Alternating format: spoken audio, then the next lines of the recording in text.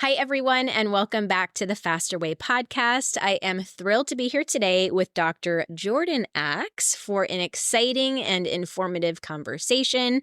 Dr. Axe, thank you so much for being with us. Thanks for having me. We just found out that we only live 12 minutes apart, or you are like 12 minutes from my office. Could have rode my e-bike here. Yes. Well, I think we're going to have many visits. There are many visits in our future, so maybe this is one of multiple podcasts. But before we dive into some of the questions related to health and wellness topics, I want to hear when and why you stepped into the wellness industry. When and why did you decide to become a doctor? Yeah, I was actually in mechanical engineering at the time. I was, Legos, Connects, like that was what I was going to do. But due to a lot of health issues, a lot of really bad eczema, acne, and just being tired all the time, not sleeping well. It was my brother, Dr. Josh Axe, that was like, "Hey, you need to see this functional medicine doctor." And that was my first experience with functional medicine. So I went. They did a bunch of testing on me, and they're like, "Oh, you have all these gut issues. Oh, and by the way, you have a full-blown autoimmune disease called Hashimoto's thyroiditis." I was like, "What's a thyroid and who's Hashi?" Like, what? Like, I didn't even know. I'm like, okay. Well, I came here for skin issues. Now I'm like 20 other things wrong with me, and I went through their program, essentially healing my gut, clearing my liver, getting my adrenal glands balanced, and within 6 months, my antibodies were pretty much reversed. My skin had cleared up, and I was just at the point where I was like, actually, probably what bothered me the most was sinus infections, always being congested, right? And I know we're talking about in Florida, all those issues, and it was like, when you can't breathe and you're blowing your nose and your skin, I'm like I'm miserable. Like, I almost don't even want to be alive at this. Like, if I have to deal with this rest of my life, it's not even life's not worth living in a way, right? Yeah. So I got to that point where I'm like, hey, just tell me what to do. Wow. And that's what got me into functional medicine. How old were you at that time when you found out that you had Hashimoto's and some of the other issues? I was around 22. Wow. Yeah. So young. Yeah. When you should be in the prime of your life, enjoying college or, shortly after post-college parties and activities. Right. And, oh my goodness. I appreciate you sharing this with us because I assumed, and I should never assume, but I thought, well, maybe your, older brother, Josh, who's a friend of mine, Dr. Josh Axe, got into medicine, and then you decided that you also wanted to become a doctor, but it was because of your own story. And that's similar to me. I created the Faster Way to heal my hormones and overcome high blood pressure. I was on blood pressure medication as a teenager, and I mean, just nuts. So you mentioned Hashimoto's. Many of our Faster Way clients, they come into the program and they already know that they do have either suboptimal thyroid function or even Hashimoto's and a full-blown autoimmune. Others discover it as they go through the program. Share with me a little bit about what causes Hashimoto's and how you were able to reverse it. Yeah. And the thing is, a lot of people think it's a thyroid. Oh, my issues are because of my thyroid. But no, it's an immune issue. Your thyroid is an innocent bystander that's just getting tackled on the sideline, right? So it's an immune issue, right? And your immune system is designed to kill things that are not your body, right? Toxins, viruses, pathogens, parasites, things like that. So, one of the number one causes is these hidden infections, right? A lot of people, I have candida. Well, yeah, I mean, funguses, parasites, your immune system's trying to attack those things. So, and 80% of your immune system's in your gut. So if you have an immune issue, you have a gut issue because that's where it lives at, right? They're like living together essentially. So that's why we do so much gut work. That's why we do so many clearing of Epstein-Barr virus, Lyme, all these different viruses and things. And they're actually finding that Epstein-Barr virus, there's different levels, but basically it lives in your thyroid and your immune system's trying to kill it. And it's just the house that it's in essentially is getting attacked. So you can't just treat the thyroid. You have to go after these things. Yeah. Okay, we're going to go down so many Yeah, rabbit holes. yeah. So Epstein-Barr virus, that's interesting you mentioned it, because recently my concierge doctor said, man, we should think about whether or not I have some sort of Epstein-Barr issue. I did have mono in high school, Mhm. and I told you in the pre-interview chat that I just am constantly getting sick. I'm like a sitting duck. I did go through an allergy test recently, found out I'm allergic to every single possible type of mold, indoor, outdoor, that takes place in Florida. Dust, pollen. When I go to Costa Rica, I feel amazing. I need 2 less hours of sleep. My nose isn't running constantly. Yeah. Mike, who's standing to my left, and if you're listening on the podcast, you can't see him. Actually, if you're watching, you can't see me there. Anyway, Mike is standing to my left. He can shake his head and tell you I walk around the office with a tissue, and every single workout that I film, the main thing the crew has to do is put a tissue box to the side of the camera for me, because I know my nose is just going to be running. Like, that's not normal. And you were talking about the sinus infections. Oh my God. I can tell you all about sinus infection. So let's talk a little bit about the Epstein-Barr, because I'm just curious. There are a lot of Instagram experts who talk about parasites, and if you have a pulse, you have a parasite, or they talk, and it's like everyone has their kind of thing. Exactly. But you're saying like the immune system in the gut is the kind of root cause if there's an issue there. Yeah, you have to start there. And we see a lot of hard cases at our office. So I say this is a little bit of a chess match. Yeah. Like, we have to fully execute, and we have to do it in the right order. So yeah, you're talking about like allergies and things like that. Well, a lot of this is like the accumulation. It's the bucket, it's the overflowing bucket analogy, right? Yeah. Where, okay, you have gut issues, so now you're having food sensitivities. You got overgrowth going on, and now you got stuff, Epstein-Barr virus in your blood, and it's like, and now you move to Florida and you're breathing mold, right? And it's like, you don't have to fix everything. It's just like, if you can take 30% out of the bucket, now it's not overflowing. Now you're not having these issues. Like, we have a liver. We breathe out toxins. We pee out, God gave us organs to get rid of the junk. It's normal to do that. Like, our bodies can handle that. It's just the overload, right? So it's important to go through each category and make it 50, 60, 80% better, right? You're never going to make your gut perfect. You're never going to get rid of every parasite. Every human has viruses, parasites, bacteria, or you would die. So it's not about totally getting rid of it. It's about lowering it, right? Yeah, it's the rain barrel effect that my colleague, Dr. Stephen Cabral, talks about, that overload, overfilling the bucket. Yeah, that's interesting. And that is encouraging for me, I think, because you're right. It's not that things have to be perfect. Exactly. Yeah. That's kind of the wrong way to look at it. So when a patient comes to you and she's tired, she has brain fog, she's getting sick quite often, what are the first things that you do? Are you going through an assessment? Is there testing? Just walk me through it a little bit. Yeah, it's the right assessments. Like, we look at all the different organ systems. We have a full questionnaire for adrenal, for thyroid, small intestine, large intestine, colon, right? Just so we can do a deeper dive. And once we get that good history, then it's testing. Like, hey, I think your main issues are gut issues. I think there's a heavy metal toxicity issue. I think there's some kind of viral load on the back end, okay? Let's do some testing and kind of like figure out if we're right. And let's let... The testing tells you how to fix it also, right? Like, okay, I know you have a gut issue, but how do I balance your microbiome? That's a more complicated... The testing tells you how to fix it. Normally, from just talking, I kind of already know what the problem is. So the testing tells us how to fix it, right? And people are so used to like they want a diagnosis or whatever. I'm like, well, that's kind of pointless. Like, if you don't have a solution for it, why waste your time? Right. It's about finding that solution, like the treatment. Yeah. So someone comes in, Hashimoto's, what is the very first thing that you do? You say, okay, I want you to eliminate wheat, or just share, because again, many of the ladies, they, and I agree with you, everybody does. We want a diagnosis, and that's kind of how the current medical system is set up. Doctors want to be able to name it. Yeah. But some people, they do come in and they know for sure that they have this particular Yeah. autoimmune. So just like what's that main step and then some of the other ones? Yeah.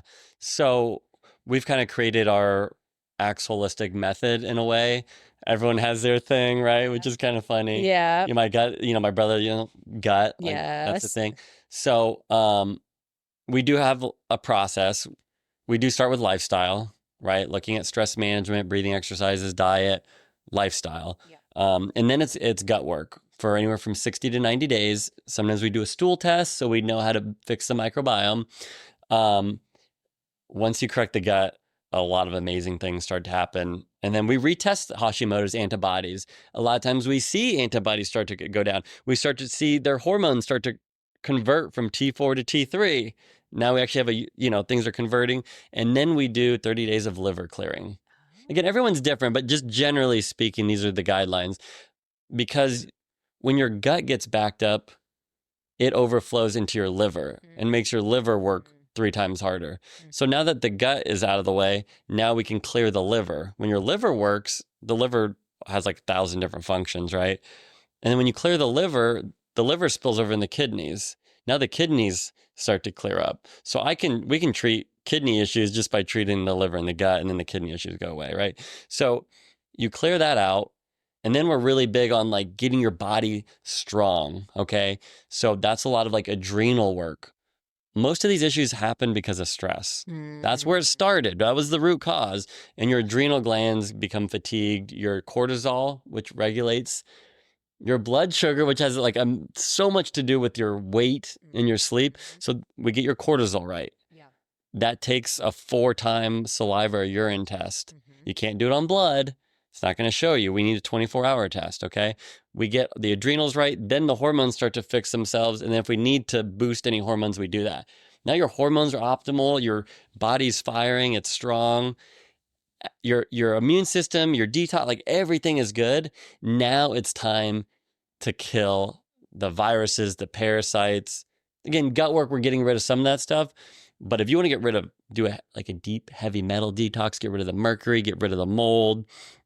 If your body's not strong enough, how far are you really going to get? Right. Right. And then we get into those really fun protocols, getting that junk out of your body. Yeah. And at that point, we just see antibodies just like we'll do gut work, stuff will go down. Then one person, we started doing EBV clearing protocol, and like he was like 2,000, and then like 2 years later, he just kept working on it. And it just went down to like, it was the craziest thing I've seen. Oh my gosh. So everyone's different. I've seen antibodies go away just from gut work, and I've seen nothing happen. And then they got to the EBV work, and then it cleared, right? Okay, what is your office address? Yeah. And when can I get in? I am not even joking you. I am a quick start. Yeah. I love how you just broke this down. I've never heard anyone say it so clearly. You start with the gut, then you move to the liver. That takes care of the kidneys. Yeah. Then you start to tackle some of these more fun things like the parasites and the EBV. And that is a really interesting way to look at it. And I've never heard it with that path or the roadmap. It'd be cool to see almost a visual of that, of your kind of timeline or roadmap. It's all connected together too. It's all like, because your body is so complex. Wow. That's so interesting. Yeah. A lot of people do these things randomly. Yep. And they don't do it completely. Well, I took like a probiotic and I took some collagen in this, and like my gut's a little bit better. I'm like, yeah, but you didn't like, I look at like washing a car or something. It's like, I could go out and like wax your car right now, but it's going to be kind of crappy. Like we need to wet sand it. We need to buff it. We need to clean it and then like put the wax on, right? Yeah. It's like going through those layers in the body. That's how you get really good results, like permanent, long-term. And you don't have to do that so much anymore, right? Yeah. So like if you want really good results long term, you got to go through the steps. Do you see a lot of people with Hashimoto's who are able to completely resolve that issue? Like you had Hashimoto. So would you say now I have Hashimoto's thyroiditis, or would you say I reversed mine, or it's like, have you just seen it totally? Yeah. So there's like a threshold on one of them where it's under 40. It doesn't show up over 40. It's in the red. Yeah. So I would say, if you get it under that marker, it's technically not there. Like you could go to your endocrinologist, and be like, no, you don't have Hashimoto's. Okay. You used to, but but because we do a lot of Hashimoto's work, I've seen people go from 2,000 down to like 300, Mm-hmm. and it just like boom, and all their markers stay perfect. I'm like, hey, it's still in the red, but you're actually in remission. Like it's actually kind of gone. You just have like this memory that's these markers in your blood, but they're not really causing you any damage. Okay. So Interesting. because it did this and then did that, you're good. Okay. Right? So there is hope for everyone listening who has Hashimoto's, who has an autoimmune. I struggled with polycystic ovary syndrome, but I now don't have it. You know, in my opinion, I did, and now I don't. I was able to resolve it with faster way. And so it sounds like a lot of what you do is just giving people hope and giving them such an amazing future. I am going to be very selfish for a couple minutes and just now ask you questions because when I have a doctor sitting next to me, and it is going to help, you know, my listeners too. So I have had my gut tested recently. Yeah. And I tested positive for salmonella. Yeah. Have you ever heard of that? Yeah. E. coli, salmonella, not real often. Isn't it weird? Well, you know, we've always been told like you don't have it or you have an infection of it and you're going to die from it. Like, but there's this whole middle gray area, right? Where you can just have like a little bit of it and it's causing problems, but it's not like elevated where it's like showing up on your blood work. So I got salmonella when I was younger and I got super sick. I was in the hospital. I, to this day, have a deformed tooth from having salmonella. Like, I'm not going to show it to you.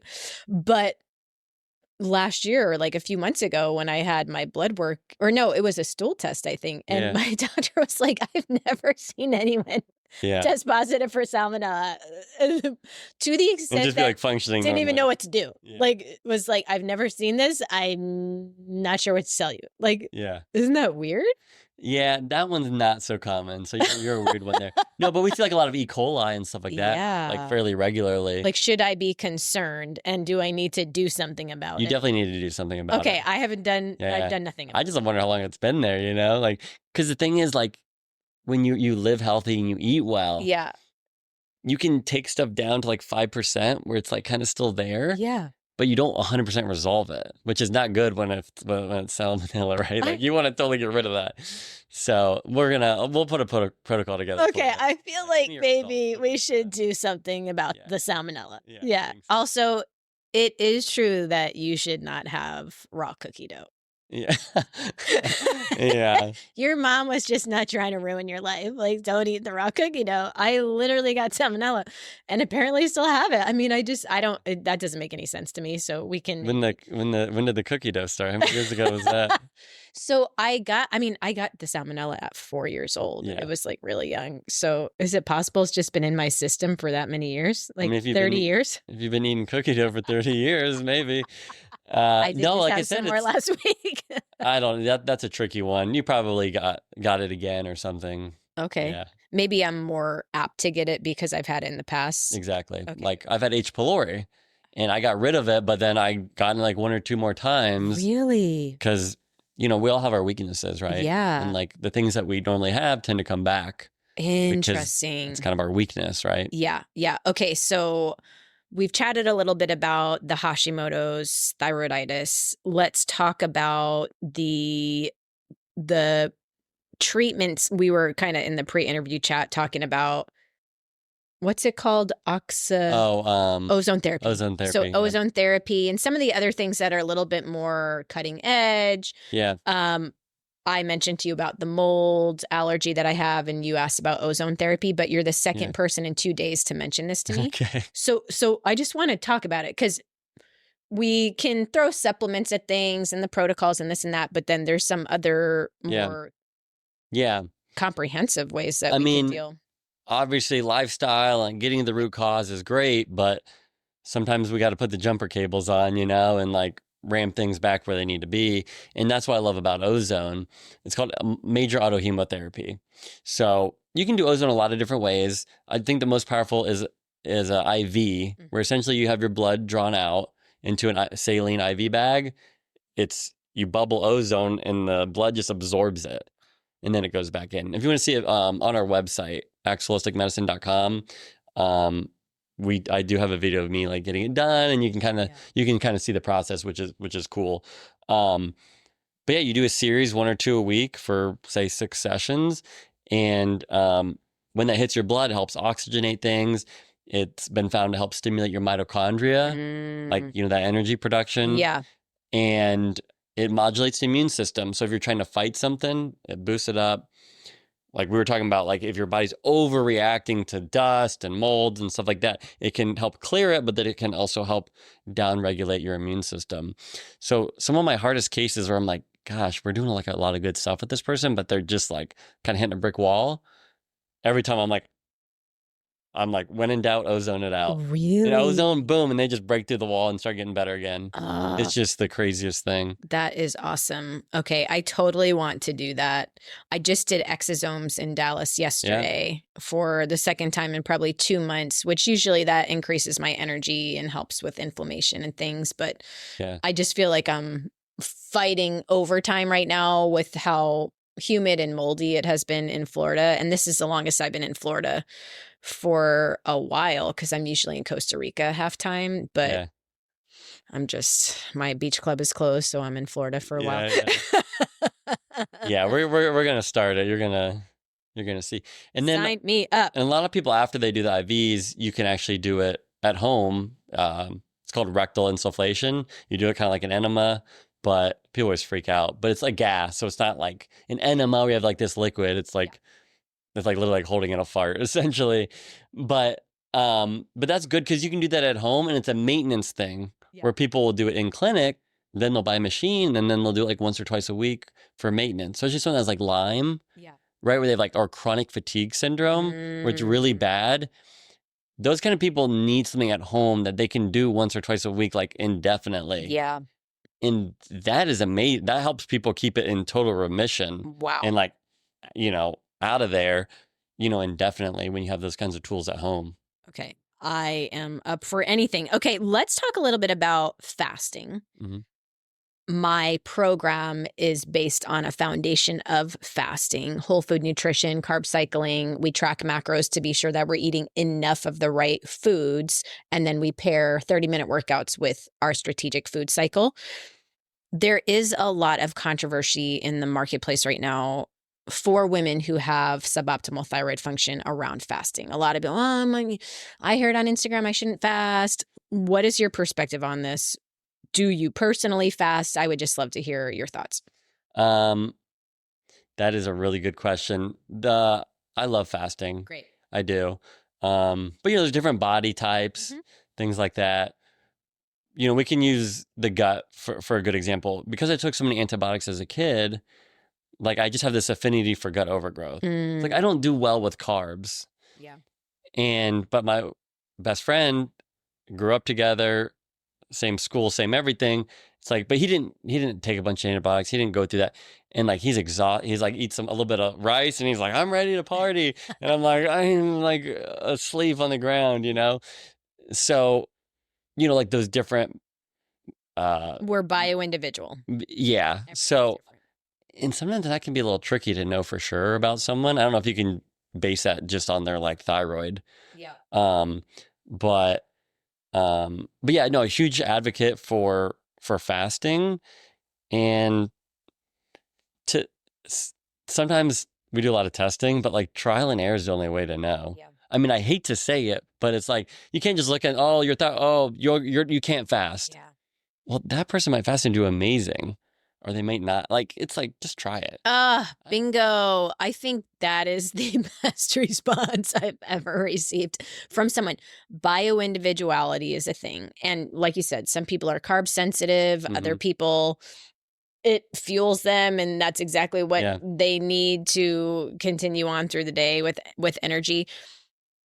Every body is different. And the key is to become more self-aware, or maybe self-aware is not the right word.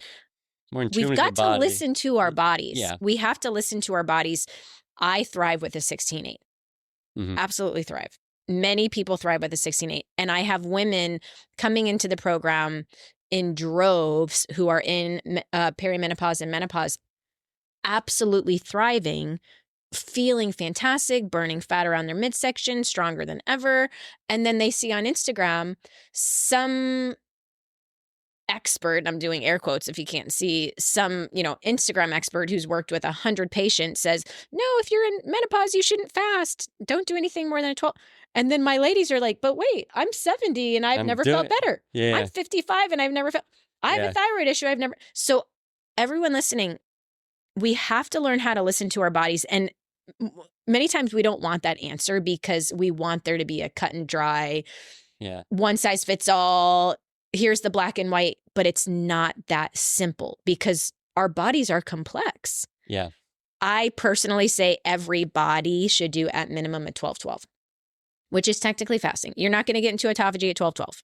I'm just going to say it. It is just not going to happen. You're not going to have autophagy at a 12-12.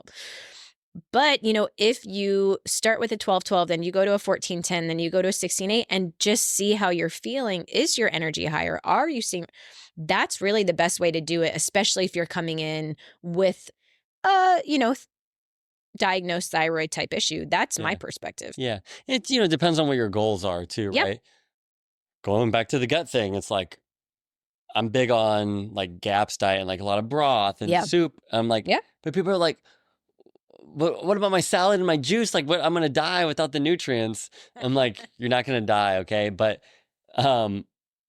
you might need to do that for 90 days to heal your gut. Do I want you to eat that way like forever and exactly like that? No, but that's what's going to heal your gut. Okay.